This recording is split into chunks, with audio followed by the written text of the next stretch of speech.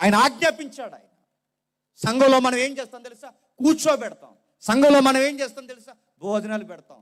సంఘంలో ఏం చేస్తాం తెలుసా? వాగ్దానం కార్డులు ఇస్తాం. కానీ సంఘంలో ఏం చేయమో తెలుసా?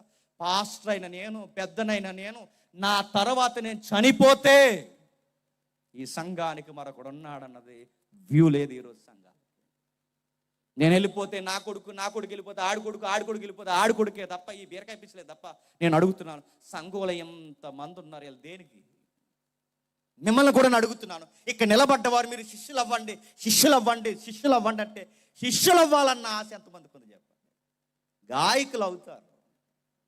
కనబడ్డానికి అటు ఇటు తిరగమంటే ఆ బిల్డప్ ఇచ్చే పాత్రలు పోషిస్తారు.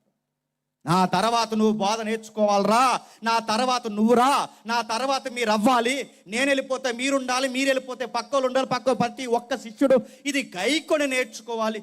మిమ్మల్ని నేను తయారు చేస్తే మీరు మరొకరిని తయారు చేయాలన్న ఈ కమాండ్ ఈరోజు సంఘానికి ఎక్కడుంది చెప్పండి?